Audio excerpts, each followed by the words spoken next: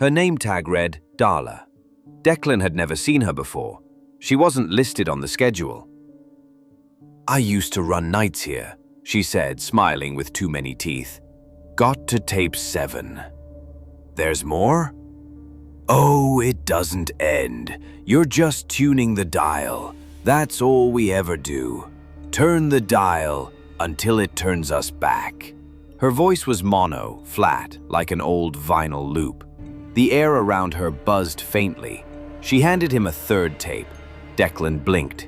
She was gone. That was last night, before Darla, before tape 3, before everything cracked. It had started with the first tape. The cassette deck hissed under the glow of green VU meters. Declan Shaw lit a cigarette with the station's last bic and leaned back into the soft hum of KXTZ 100.36, Nevada's forgotten midnight pulse. The night was like any other.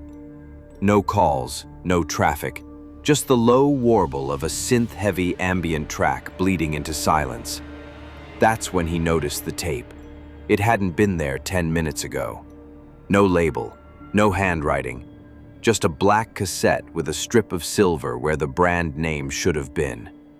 Declan rolled his chair forward, popped the cassette into deck A, a soft click, then hiss, then nothing. He reached for the fader, eased it up. Still nothing. No voice, no signal, just analog hiss, like the tail end of an old bootleg. He almost turned it off. Then, a voice. Faint, distant, buried in the noise like it was underwater. KXTZ, no time, the mirror, don't let it close. Declan leaned in. "Repeat that," he said instinctively, forgetting the mic was off. "You're not alone down there. He's been listening. He's been." The tape stopped, just like that. Declan sat there, waiting for the reel to resume. It didn't. He rewound it, played it again. Same thing. Hiss. A few broken phrases, silence. Then, something new. A knock. Not from the tape. From the booth door. Declan froze. The knock didn't come again. He stood slowly, every muscle tight, and peered through the station's grimy observation glass. Nobody. He opened the door. Just the hallway. Dark, empty, buzzing faintly with the hum of old fluorescence. When he came back to the booth, the tape was gone. He didn't sleep that morning, just drove home as the sky bleached gray and the sand turned the color of bone. The second tape was waiting for him in the fridge, tucked behind a half-empty bottle of creamer and a foil-wrapped sandwich he didn't remember bringing. Same black plastic, same silent weight. This one had a strip of masking tape across the spine. Someone had written a single word in marker. Reverse. Declan stared at it for a long time before reaching into the fridge. He threaded it into deck B instinctively this time, like he owed it that much. Spun it backward. The hiss started low. Familiar. Then came the voice. Declan. He flinched. Don't touch the glass. He's on the other side now. Stay where you are. Declan looked up. The studio window. Just his own reflection staring back. Pale. Tired. The voice on the tape crackled. The mirror remembers you. A sound followed. Wet. Dragging. Like something crawling across linoleum. Declan stood. The sound stopped. He turned toward the studio hallway. Empty. But he could still hear it. Not in the hall, not in the tape. Inside the walls. The recording continued. When you see her, ask her what frequency. That's where the break is. That's where it leaks through. The tape popped. The reels spun out into silence. Declan's hands were shaking again. Outside, a dust storm had risen. The tower lights blinked red in the thick haze. slower than usual, like they were warning something. The storm hit harder around 3 a.m. Wind clawed at the windows like it wanted in. Static bled into the monitors. No matter what track he queued up, it drowned in a low, shuddering hum like a distant generator. Failing, he switched off the mic, got out of the studio, and then she was there.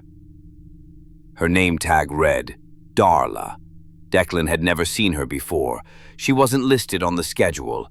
She handed him a third tape. Declan blinked. She was gone. The storm had stopped. Tape 3 didn't whisper. It sang.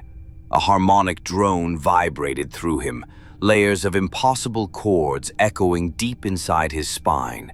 The studio walls didn't just fade, they peeled back like thin layers of reality being torn away. Outside the booth window, the desert flickered, but it wasn't the desert anymore. Hundreds of towers rose, made of bone and copper, each broadcasting into an impossible sky. Something vast moved behind the stars, listening, not watching, not flying. On the 7th night, Declan climbed a broadcast antenna with a flashlight. He'd started hearing things even when the tapes were off. The hum of power lines became whispers. At the top, a sealed hatch he'd never opened waited. Unscrewing the bolts, he found a cavity of wires, dust, and something else. A mouth, grown into the steel. Human, but not. Lips cracked and dry. Slowly, it opened. It didn't speak. It broadcasted. A low, constant tone, the same frequency as the tapes, a sound no mouth should make. Declan dropped to his knees. He understood. They weren't tapes.